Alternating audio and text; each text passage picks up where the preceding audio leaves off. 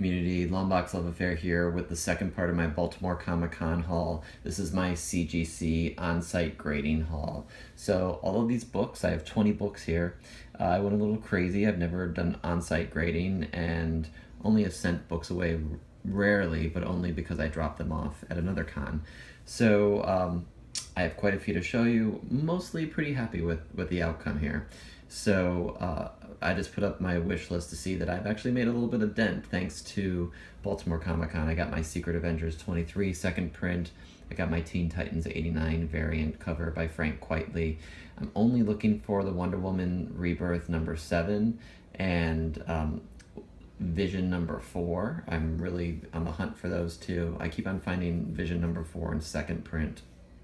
But other than that, some random things on the list that hoping to find. So let me jump right into the grading. These are all books that I've had in my collection for a while, for the most part, and wanted to kind of get them slabbed, get them fixed up, and secure. So the first one, Invincible, number 1, got a 9.6. I was a little surprised about this. I thought it was in excellent condition, maybe some very minor imperfections. It might be just from around the corner, but it's a solid book. I'm happy about that.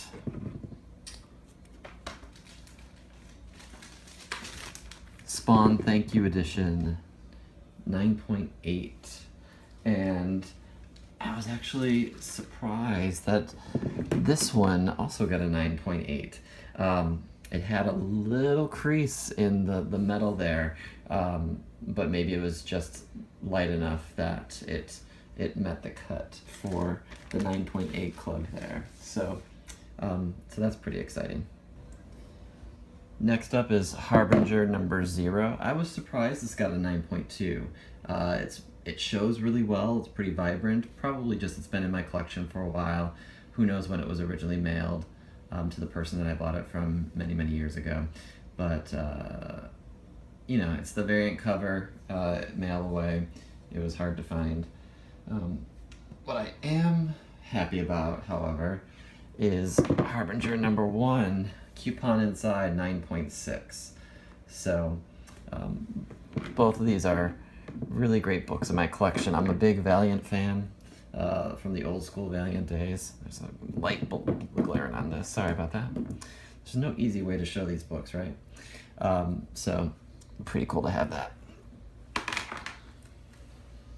Next up is Wonder Woman Rebirth number 1, 9.8. This is the foil convention cover exclusive from a year or two ago. I bought this on Facebook from someone, sight unseen. Well, I did see the images, but I never met the person before.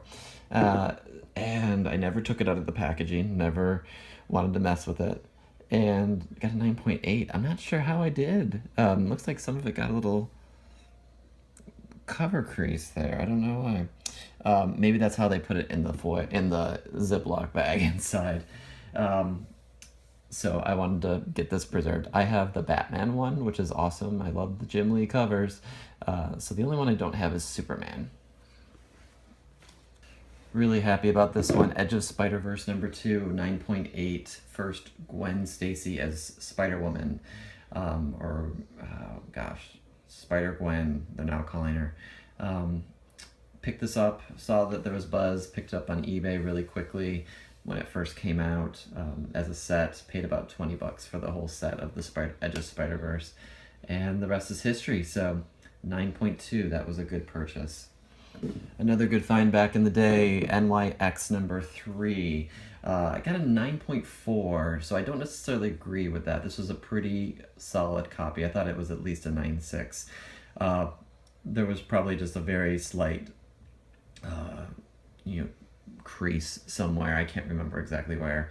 But it shows really well. Love this book. I read it once and put it away. I also didn't press any of my books with this on-site grading.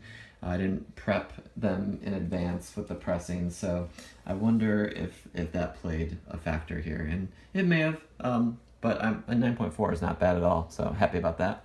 The one that was a little troubling is my 7.5 Secret Wars. number 8, First Venom. It did have some spine creases. I wanted to just get this preserved. I love this book. It's a newsstand, but whatever.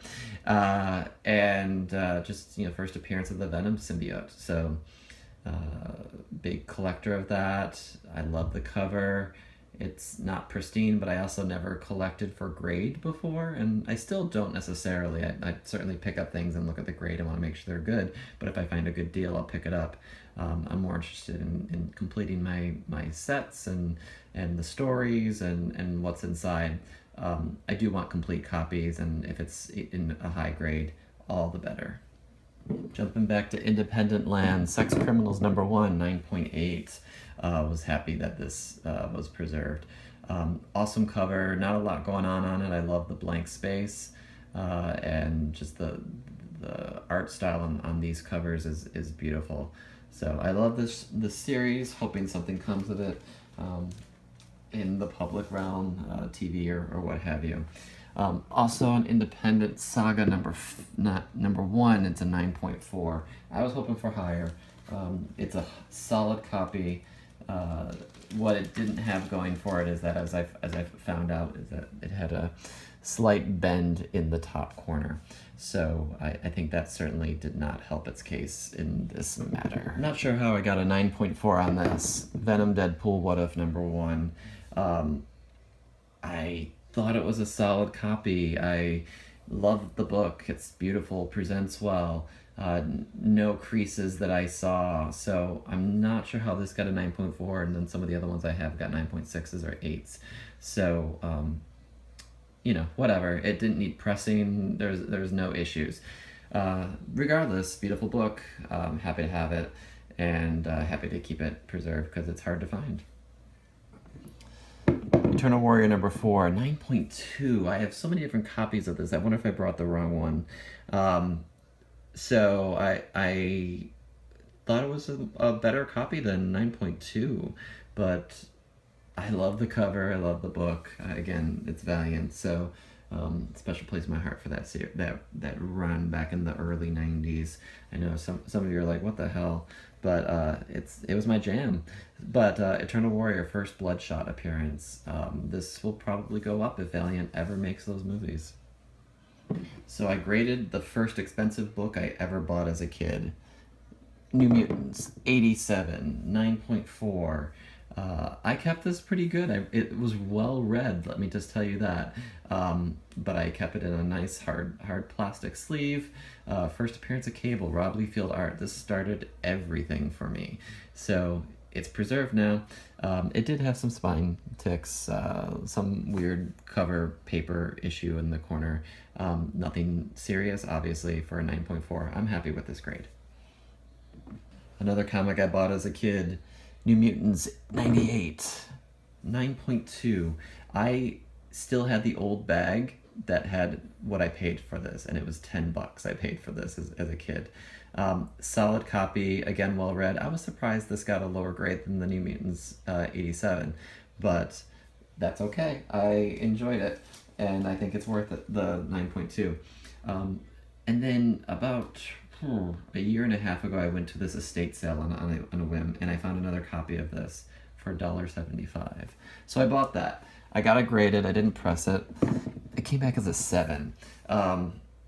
This was a test for me. I just wanted to see what that would come as, and I knew it was a little bit lower grade. It wasn't completely low grade. Has some spine stuff, has an upper right corner tick. I'll probably sell this at one point, maybe when the movie comes around, but 7.0, whatever. I don't know what I'll get for it, but it's a nice second copy for the time being. I was happy to have both of those. The last blue label I'm showing is the 9.6 Amazing Spider-Man 361. I bought this at the comic shop. It's a newsstand. I've held on to this. I've kept it in good condition. This was very, very, very, very early into my Marvel collecting. That's right around the time when I first got into Spider-Man comics and comic books in general. I was collecting Teenage Mutant Ninja Turtle Adventures before then. So Spawn and in the McFarlane era and Mark Bagley, those were all things that I started with. So first appearance of Carnage stuck in a slab. I'm happy with this grade. Next is some Yellow Label fun. So I targeted 3 artists that I really wanted. One for signature, and then that same one for a sketch, and then 2 others for sketches. So I got a sketch from Ed McGuinness, and I got my next 9, or I'm sorry, I got a signed down here, Spider-Man Deadpool #1 by Ed McGuinness, 9.8. I bought this book on eBay before the convention specifically to get a signature. I just never purchased the first issue. I wanted to kind of invest in it. I'm not going to collect the whole run, but his art's pretty killer. And I had already sold all my Deadpools, so I wanted to kind of get Spider-Man in there because I am a Spider-Man fan. So got his signature down there. He charges $10 a signature. I was like, oh well, I was gonna get some more things signed, but instead I chose this. And then I had also made a reservation to have him do a sketch cover, and I went to pick it up on the last day of the con. Wolverine and the X-Men #1 Havoc sketch cover. I asked him to do classic Havoc. It is sweet. I'm very happy with this, and it came back as a 9.8. So no complaints with this. It's a beautiful, beautiful book. The other thing I had reached out to was other artists I reached out to was David Finch. I was on the David Finch list. I didn't get on the list in advance. I got on the list the first day, the first thing at the con. He's a pricey one to get, so I went to the ATM and purchased it.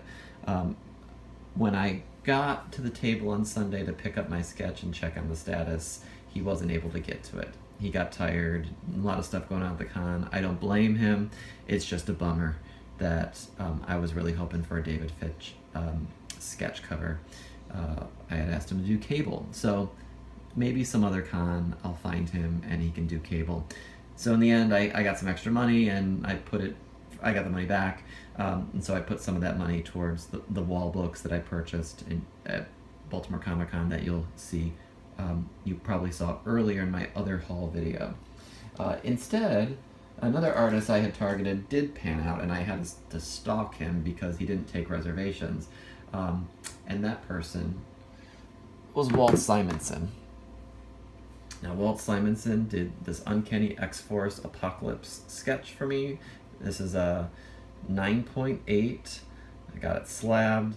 I'm just super happy with this. I saw there's a couple of people who get sketches from Simonson pretty regularly, and I was not wanting to pay what they were charging on Instagram, but instead I got my own. He does his sketches for free. He just doesn't do his sketches all the time. So I got up in line, and I tried to get the sketch the first time, and he said, "Oh no, I'm not sketching now. I'm sketching at 3 o'clock."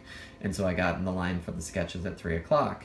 And now keep in mind, you have to get CGC witnesses to find you and to follow you and stay with you. And yet they don't want to stay with you. They want to go across to find other people and help them out while you're waiting. So when he did this sketch, CGC was not with me. I had been texting the guy.